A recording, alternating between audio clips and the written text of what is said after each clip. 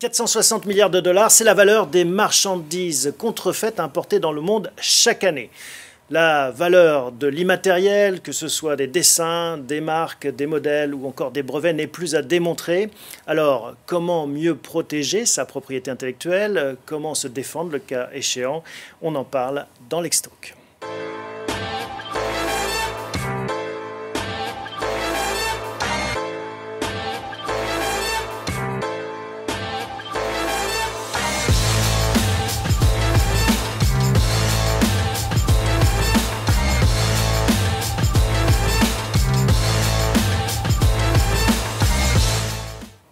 Pour évoquer ce sujet, on a le plaisir d'accueillir deux associés du cabinet de Gaulle, Florence et Associés, Julien Horn et Serge Lederman. Bonjour à tous les deux. Bonjour. Vous avez développé un nouvel outil, un outil statistique pour vous accompagner dans vos stratégies, notamment d'action en contrefaçon. Est-ce que vous pouvez nous le présenter en quelques mots ? Oui, c'est-à-dire il s'agit de deux outils. Un outil que l'on appelle Litimark, qui est un outil d'analyse statistique du contentieux dans les marques, et Litidesign, qui est un outil, comme son nom l'indique, d'analyse statistique du contentieux en matière de design. Comment est-ce qu'il est fabriqué? Comment vous l'alimentez? Alors chaque année, nous analysons les décisions rendues en France par les tribunaux de grande instance et les cours d'appel.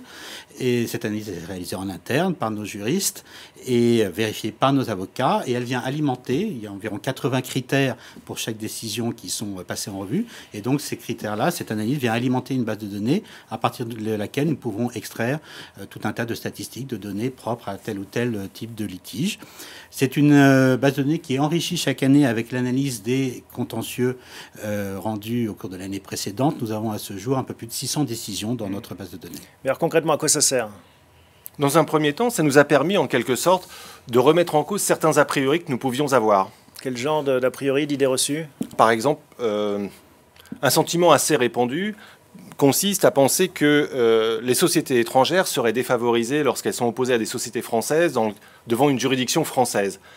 Notre étude statistique démontre clairement que ce n'est pas le cas, puisque les sociétés étrangères, qu'elles soient opposées à une société française ou à une autre société étrangère, devant une juridiction française, gagnent plus souvent que les sociétés françaises. D'autres exemples? Par exemple, les saisies contrefaçon. De plus en plus, certains de nos clients pensent qu'elles sont systématiquement contestées et on craigne toujours de les voir annulées. Là encore, notre étude démontre que d'abord, les saisies contrefaçon, lorsqu'elles sont effectuées, sont très peu contestées, et lorsqu'elles le sont, en définitive, elles sont très peu annulées. Et donc, on se rend compte qu'il y a à peu près 6% des saisies contrefaçon qui sont annulées. À l'inverse, on peut constater qu'une action en contrefaçon qui a comme préalable une saisie contrefaçon présente plus de chances de succès. Est-ce qu'on peut parler de justice prédictive avec cet outil? Alors, pas exactement. C'est plutôt un outil supplémentaire d'aide à la décision pour nos clients. Ils peuvent, grâce à l'outil, connaître le pourcentage de succès ou d'échec dans des actions en contrefaçon qui sont similaires à l'action dans laquelle ils sont impliqués ou qu'ils envisagent d'engager. Et donc, ça leur permet de se projeter avec un peu plus de précision dans le litige qui est le leur et donc de prendre les bonnes décisions stratégiques. Là aussi, on peut prendre des exemples? Oui, parce qu'on peut aller assez loin dans l'analyse, on peut croiser des données et sortir des statistiques par secteur d'activité, par exemple, par juridiction. Par exemple, nous avons mis en évidence que le taux général de succès de l'action en contrefaçon était d'environ 50%, à peine une chance sur deux. Bon, c'est la justice de Salomon, finalement. Alors, pas toujours, puisqu'en fait, ça, c'est la statistique globale. Maintenant, quand on va regarder dans le détail, on se rend compte que le taux de succès peut varier considérablement d'une juridiction à l'autre. Vous nous avez apporté un graphique, justement. On va le découvrir ensemble. Vous allez le commenter. Qu'est-ce qu'il représente, ce graphique? Par exemple, ce graphique montre les taux de succès de l'action de contrefaçon en matière de marque devant le tribunal de grande instance de Paris. Vous avez 4 différentes sections avec 3 juges dans chaque section. Qu'on a laissé anonyme de façon volontaire pour ne pas dévoiler quelle chambre était plus ou moins favorable. Et ce que l'on voit donc à travers ce graphique, eh bien, c'est que selon la section devant laquelle a été distribué le contentieux, le taux de succès peut varier de 1 à 4. Et donc ça permet aux clients, en ayant cette information-là, aux justiciables, pardon, d'avoir la possibilité d'affiner leur stratégie en cours de route.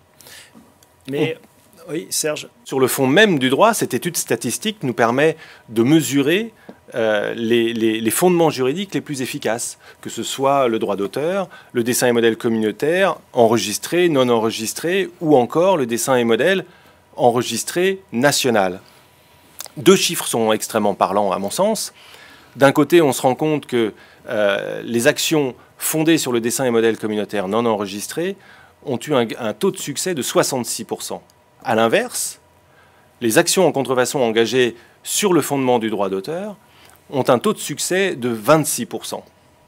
Bon, merci messieurs de nous avoir présenté cet outil, cette nouveauté, cette innovation propre à votre cabinet. Pour ceux qui voudraient en savoir plus, et c'est maintenant habituel dans les Lextalk, on vous propose d'écrire à contact@dgfla.com. L'adresse s'affichera à la fin de l'émission pour demander des informations supplémentaires si ces sujets vous intéressent. Merci messieurs, à bientôt. Merci.